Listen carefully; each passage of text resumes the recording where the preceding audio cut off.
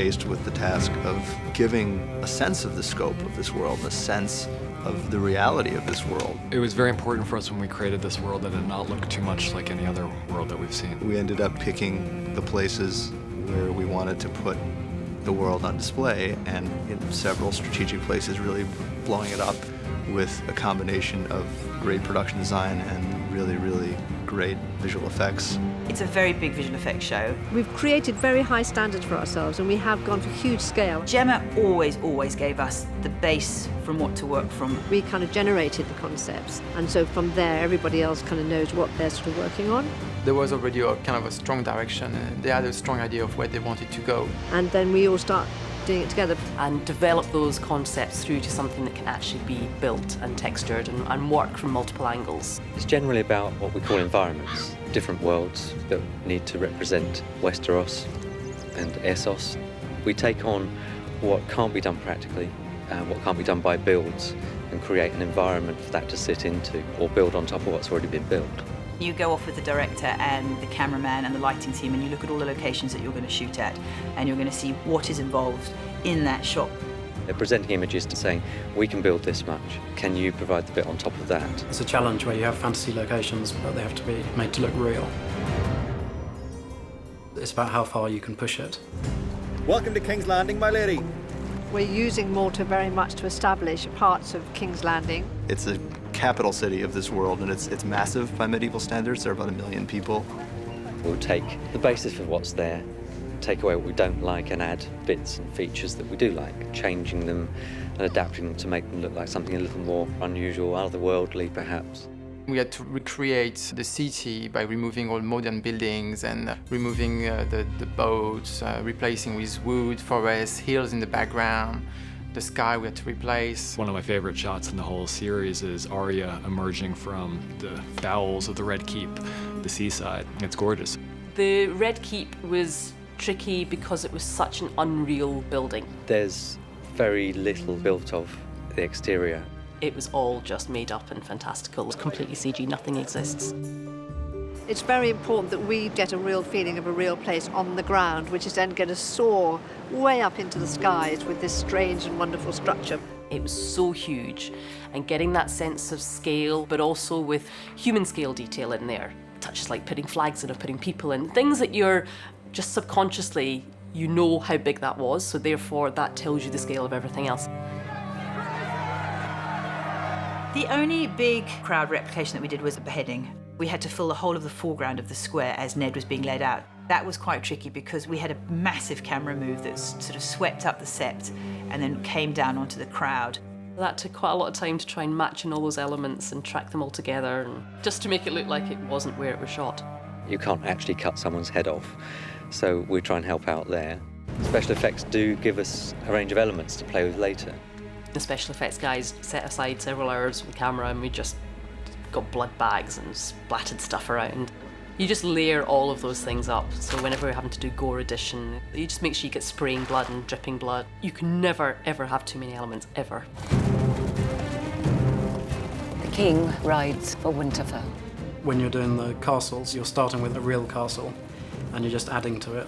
Winterfell was built within Castle Ward in Ireland. Art department are building the shape of the real Winterfell within that, and we'll be topping up towers and the whole scale of Winterfell from beyond. A lot of matte painting work went into that to make sure all of the detail and the realism comes into it. There's the Godswood area, there's Bran's tower, there's the bit that Bran is climbing on when he sees the King's procession arrive, and the courtyard. Figuring out where everything actually was quite tricky. We were very involved in where it was all laid out. We did have a map that we started with. We have actually built a whole 3D model, if you like, of the whole of Winterfell. So if Catelyn was looking out of a window at the burning library, where was the burning library? And if Bran was in his tower, what did we see out of his window? And when he's climbing up the desolate part of the ruins, where was that in relation to the rest of the castle? Bran's climbing was very, very hard work for us. We added a lot of the CG castle in the foreground, a lot of textures that had to go in the front. We added a lot of the background of the Winterfell mountains around them. So we did a lot more of the environmental work that needed to go and a lot of cleanup of him and his wires. For Bran falling, they shot a stunt woman because she looked more like a young boy. Where he's actually kind of pushed out the tower at the end and kind of falls towards camera, we completely replicated the set. Using the digital matte painting technique, we kind of overlaid ivy and images of the real tower just to kind of give it that extra level of realism. If it's what they want, it comes to that, you know I'll stand behind you. Is there going to be a battle in the Godswood? In the distance, in the establishing shots, there's usually a red Godswood tree sticking up. The Godswood, this one is CG. It's a CG tree. The bottom of it was live action up until like something like 1 or 2 meters was painted in white. There was a couple of shots when you're in the Godswood. They filmed it in a wood and they painted a real tree white and stuck some red leaves on it. And then we topped it up beyond where they could reach with their step ladders. We need to cross the Trident and we need to do it now. Just march up to his gates and tell him you're crossing. We've got 5 times his numbers. You can take the twins if you have to. The twins were based off a Scottish castle, which we duplicated, so both ends of the twins work. I really loved this castle because it's nothing you've seen before, with this long bridge in the middle. It's an entirely CG environment and then matte painting and a bit of comp to get the haze correct. It's completely created from scratch. In the books, they're very, very big and they're very daunting and they're very powerful, so we just added on the top of them to make them bigger. And then we did the bridge across the middle. It's how the armies of 10,000 crossed, so it had to look like it was quite a formidable castle. The Eyrie. They say it's impregnable. Give me 10 good men and some climbing spikes. I'll impregnate the bitch. The Eyrie exteriors were a lot of fun. It's nothing like you've seen in the real world. It's at the top of this massive mountain. Which is quite a fantasy look. It was us designing it from scratch. It's as high as you can get as a castle in the sky, I suppose. We had to pretty much create like a proper old school matte painting. We start by gathering lots of images of different environments, so all those like Chinese mountains and pictures from different church, cathedrals, a bit of 3D as well. And then we start doing like a puzzle. We start putting pieces of images all together, and at the end, when you add all the atmosphere and compositing, you end up having like this big establishing shots. Everybody knew what this place was, and no one told me. No one but you. Castle Black was like Winterfell, it was more heavily CG. We had a real set and we did a scan of the actual set, so we had all that 3D information and we modelled the whole castle and textured the castle and then lit the castle and rendered that. Castle Black is a great set and we had to extend that with all the towers behind and all the lift that goes up to the top of the wall as well. Our art department have built a fantastic set here, absolutely wonderful, up to a certain height. But we want to establish something a bit grander than that, so we have to put on towers which top that up on what we've built here. So it's our job to take on the wider shots here and add those bits and pieces. The big scale of it will be CG to give you that feeling of this little Castle Black at the bottom of this huge wall. On the wall, we are all one house. The first time you see the wall is when the horses come out in episode 1 and you just have this huge expanse of a wall in front of you. The first time you see the north face, it's in some way traditional matte painting. We have the feeling of this massive wall. That's what we tried to aim for. So that was nice as well to work on such a shot, and it's very rare to have such like big massive establishing anyway. The wall was such a big object, it was meant to look more like a cross between a stone wall and an ice wall. Welcome. The wall spans the entire east-west breadth of the continent. We pretty much covered it from every angle. A lot of views from the top of the wall, a lot of set extensions as they're sort of walking along the lookout towers at the top. Top of the lift where you came out was a partial set, and then the lookout tower was a partial set. But most of the time when you're up there, you were seeing off onto green screen, or you were seeing down the length of it, and we had to extend it. And we also did do a little bit of work just to ice up the set itself a bit more, and obviously added a lot more snow to try and make it look a bit colder and some breath. Things like the atmospherics and the smoke and the clouds, and it all just helps to make it feel a bit more real and a bit grungier. There was a lot of visual effects in the tunnel. It's just below the actual Castle Black set in the quarry, and it exists. It is a tunnel, which the art department had iced up to make look as though it was part of the set, but we had to go a lot further with it in visual effects to make it look colder, icier, and then obviously we had to have a courtyard behind one and the forest beyond the other one. The lift did exist. The lift was either in Castle Black on the location where it actually functioned and worked and went up the wall, or it was completely removed and taken into the studio where it was shot against green screen. So a lot of the time that we worked with it was when it was actually removed from the set, put into the stage and literally just around a green screen, and we've put everything around it. The beginning shots, it starts off against the quarry wall that's been snowed up, so it's that rocky base, but it needs to transition into snow and ice.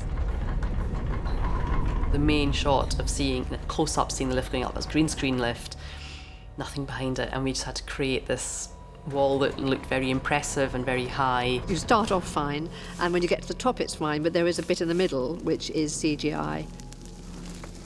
I hope the wall's high enough. There's a very beautiful up-the-wall shot in episode 8. We literally go from basic wall into CG wall. I would ask anyone to try and find the scene between real and CGI, because we struggle and we've done it. The Dothraki have two things in abundance: grass and horses. People can't live on grass. The Dothraki world was always going to be sort of very, very desert-like. And it had a very sort of tribal feel to it. Dothraki are a bit of a cross between the Mongols and some of the Native American tribes. They're a horse people. They live in these great, vast grass plains. The Dothraki sea. The Dothraki believe that one day it'll cover everything. That's the way the world will end. Most of the Dothraki stuff was shot in Malta. We shot it in Malta against the sea, which we turned into desert. Shooting on a cliff face and pointing the camera out to sea most of the time, and then wanting that to be desert, so we had to do mats for everything in the foreground and track the sea and add desert in instead, and I think that was done with Adam McInnes's holiday snaps when he was in Africa. We actually shot lots of Dothraki stuff in the summer in Northern Ireland. It'd be very hard to tell which ones were shot here and which ones were shot in Malta. The only difficulty we had there was the bits that were shot in Northern Ireland versus the bits that were shot in Malta. So, you know, there was a very sort of dry, humid Mediterranean look as opposed to a very sort of green Northern Ireland look. Got a bit of a challenge trying to sort of match the two. What we're using here is willow fields, willow plantations, so you get the sense of really tall grasses and we're able to work within that. But there's only so much scale of the plantations here. We're extending that to create what looks like a vast Dothraki sea that go on to the horizon. I was just trying to make it sort of tie in that we were always on this very big, expanse, desolate place, that they were on the move the whole time. The horse gate, it's massive. The horse gate is just like a kind of big box that was on set, and we had to model 2 horses and put a bit of texture and paint on top of it to make it feel like it's been there for a while. It's meant to be metallic, but it was old, so it had to have the vines growing over it. But there was nothing real in terms of texture or look or material or anything, so we were completely making it up from scratch. They were pretty much full CG models that were lit and textured. We used a technique in CG called displacement, where it actually gets the fine detail of corrosion and pits into the actual model, and then you can move lights around in the virtual set and light it as you would a real object. The Dothraki wedding, there was a lot of crowd addition to add all the people up onto the hillsides and fill it out, because we can never get enough extras. The crowd on this day were about 250, I think, and I think we made it look like there were about 2,500. We did a lot of tent replication behind. Adding all the tent smoke, just filling it out and giving it that sense of scale again. So you got the idea there was thousands of them, not just hundreds. Dragon's eggs, Daenerys, and the Shadowlands beyond Ashai. The dragons are really exciting. These great little creatures get born, and for any visual effects, it's fantastic to have a creature. It's very challenging. The whole hatching of the eggs in the funeral pyre is a big number for us. I am the dragon's daughter. Creating stuff that doesn't exist on a computer is one thing. Creating characters that need to breathe and have life and kind of move in a realistic way is another. We had some wonderful artists working with us. They would send us concept art. We'd send back some notes and kept refining it, and finally came up with some images that we all thought were beautiful. And then it's about taking those paintings, creating a maquette, which is a little sculpture, and then that sculpture is scanned with a 3D scanner, and that allows the animators to take that imagery and create our living, breathing dragons. Once we had the maquette, the model, and we had the designs, we then went off and literally did a live shoot with an iguana so we could get the textures of his scales and his whole reptile features. Seeing how its eyes moved and its mouth and its skin and the muscles and all that kind of stuff. Just using that for reference. As far as the look of the dragons goes, we had the dragon eggs, and the dragons do relate quite strongly to the eggs, so they have the same colours and the same skin qualities. And then we started building it. You have to model it, you have to do all the skeletal rig, you have to do all the muscle rig so that the skin actually moves over the muscles, and you have to make sure you can animate it. It's all the finer details of its little eyes blinking and the teeth and its tongue and a little bit of saliva on the end of his lips, and it's things like that. And when you finally get into putting those finer details on, it's exciting. Making a dragon is such a big process. It involves animation, that's one team, and then you have the texturing, you've got the lighting, and the rendering, which is getting the computers to draw the frames, and then the compositing is the final stage, when we see the actual footage that we're going to have to put the dragons into. And then we start thinking about tracking her shoulder so that you can put something on it, tracking her head so that you can cast shadows onto it. We knew where the 3 dragons were basically going to sit, so on top of all her makeup we put tracking markers on her shoulder and tracking markers on her legs so that we knew that we could at least lock the dragons to those.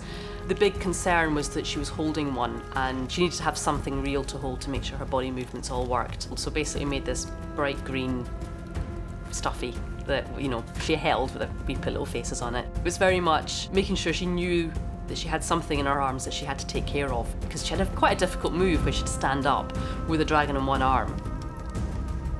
One that comes up her shoulder sort of appears and sort of looks around, and it's sort of as he gets his confidence, he sort of steps up onto her shoulder and he grips on and he lets his wings out. It's all about him. He's the hero dragon. It was a great shoot. We knew we were doing something great. And this is what it's about. It's creating something that you believe, and that's the key to it. What we wanted to do was create a place that we hadn't seen before, so that when people turned on the TV and started watching the show, they were transported to somewhere else. It was literally like a dream come true. You're literally bringing into the world things that you spent lots and lots of time dreaming about when you were young, and when the dreams you had were kind of the most vivid and the strongest.